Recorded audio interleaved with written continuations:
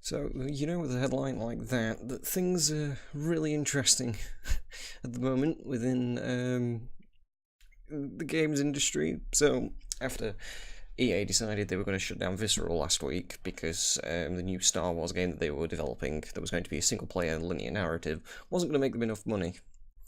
Single player games have kind of been up in the air because what happened was, instead of just cancelling the new Star Wars project, they moved it to another team, and it's now going to be something completely different. We're all expecting some online games as service type thing that is just kind of shit. I mean, I don't know. Maybe it is. Maybe it isn't. Who knows? Either way, that's not the point. People have been worried that single player games are dying. That that we're not going to see them anymore. And I kind of disagree with that.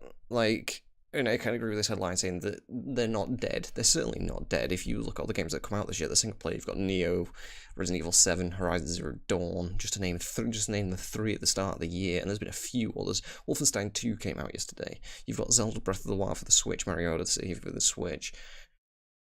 Assassin's Creed Origins, even, while it's probably just another Assassin's Creed game, it's getting okay reviews. Shadow of Mordor, even though it's just a microtransaction hellhole, it's a single player game and it seems to be doing quite well, all things considered. So single player games aren't dying, and I don't think they will for a very long time, and that's good because we don't want those games to die. Some of my best experiences come from single player games, but in what way are single player games going to change? Because the change in economics of the games industry requires there to be a constant flood of cash. Now, don't get me wrong, I wholeheartedly believe that the way that we're getting microtransactions and loot boxes and other kind of monetary things that kind of just mean that publishers are just making profits head over heels, it kind of aren't required. That game publishers aren't these starving puppies that we need to feed with money constantly. I mean, Activision with its offshore offshore businesses in fucking not New Zealand. Fucking yeah, I know. Yeah, in that European country next to Finland, or is it Finland? It could be Finland. Anyway, in Finland and other countries like that, leads me to believe that they aren't starving. That they're making tons of money. I mean, look at Rockstar with GTA Online. They're making tons of money. The problem is, the single player games don't make tons of money. They never do. And the fact that games are costing more and more to make, or at least that's what publishers like you to believe.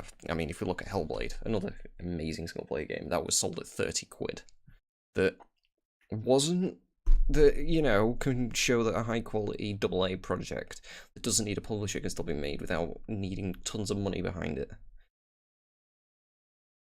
But unfortunately, publishers want to pump as much money into a thing as possible to make the thing look as good as possible, because they know that the average consumer will buy something if it looks amazing.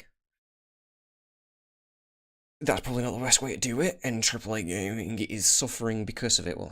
And single player games aren't going to help with that, because it's very hard to make a single player game and to monetize it in the way that big publishers like Activision and EA want to monetize them without making people very unhappy. I mean, and again, I do believe that there will never be a time when there aren't single-player story-based games. I don't think there will ever not be a thing, because they're too integral part of the industry that we're in. I mean, if you look at again, Last of Us that came out a few years ago, The Witcher 3, these are heralded as some of the best games ever made for a reason. The Uncharted series, one of the probably again heralded as amazing and probably one of the best that we've ever had, and probably one of the best series we've had in a long time. They have these pedigree, they have these titles for a reason, because single player story based games are the bread and butter of this industry. They kind of show off what makes our medium more unique than, say, film or books. They show what makes our medium interesting. But I think there's going to be a change. There's going to be a shift. There's going to be something's going to happen, and it's either going to be great or terrible. On the terrible end, we're seeing it with games like Shadow of War, in which there is monetization there that nobody wants, that makes an impact on the game that nobody really cares for, and there's no getting away from that. And Shadow of War will forever be marred by that. And on the worst end, we will see that for years to come. We will see these experiences just kind of get watered down because of publishers just being like, fuck it, we're going to try and make as much money as possible. Or story-based games are going to be put down as either things made by very specific types of publishers or made by AA games without a publisher, or are going to be small projects that aren't seen as often, that are usually going to be exclusive titles to, say, the Xbox One or the PlayStation 4, or you're going to get people like Arcane just making these anyway because that's what they're good at. That's what I see happening, is that the AAA story-based games aren't going to be coming out with your big publishers anymore, because, at least right now, because they're seeing this games as a service thing kicking off and making them lots of money, whether us as the more savvy people enjoying that side of the industry or not, well, that doesn't matter to them, because enough people, well, I'm not saying enough people, enough money being made from it. I'm not saying from a right lot of people, because we know that the people making them the most amount of money are just a very small group that are just pumping thousands and thousands of pounds or dollars or whatever into it. And that's not very well sustaining for a business. I mean, anyone that knows anything about business and economics knows that if you have a really small amount of people putting a lot of money into your project, buying your thing, then that doesn't translate well in the future. But publishers are very short-sighted. They just look at the now and like, okay, well, it's making money now, so it doesn't matter about in 5 years' time, 10 years' time, when it probably won't make money. These whales, as they are called, will not be pumping money into these games forever. It is impossible, and eventually they'll stop. They'll either move to other mediums, other games, or what, but eventually these microtransactions are going to just stop making them money. And I think a lot of us are waiting for that day to come, but I think when it does come, we'll see something huge happen, and I don't know what it is. Part of me is expecting there to be a crash of some kind, another video game crash, and I think, well, nobody wants that. We're heading down this path where where publishers are just pumping far too much money into games and relying far too much on the minority of people that will buy it, that will spend a lot of money on these microtransactions, these loot boxes, and these things that eventually, if we aren't careful, that could happen. I mean, best case scenario is there comes out a suite of games that make no money off the microtransactions, and then they suddenly realize, fuck, these aren't making any money anymore, and they just stop doing it and they find other ways to monetize. Whether the other way to monetize is better or worse, well, who knows? But I think that's where we're going. So single-player games aren't going to be dead. They will never die. They will always be there. Because people love single-player experiences. There's always that group of people that love these linear narratives and think they're great, that don't like this open world for your own kind of thing.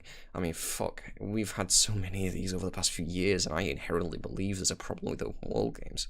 I mean, if you go to my blog, I wrote a whole thing about it, being like, this is what the problem is, and I stand by that there is an open world problem, and linear narratives solve that by being linear narratives and being fun and being interesting and getting us to think. I mean, if you can imagine Spec Ops: The Line being an open world game, it would have just lost half of what it was. Look at Bioshock, look at the Bioshock games. If any of them were open world games, would have lost half what they were. I suppose you can almost argue that Bioshock 1 was kind of pseudo open world in the fact that you had like different hub areas that you went around and did things in. But again, it was linear in the fact that you had an A and B point that you could just walk back, you could just get back and forth to, and it was, yeah.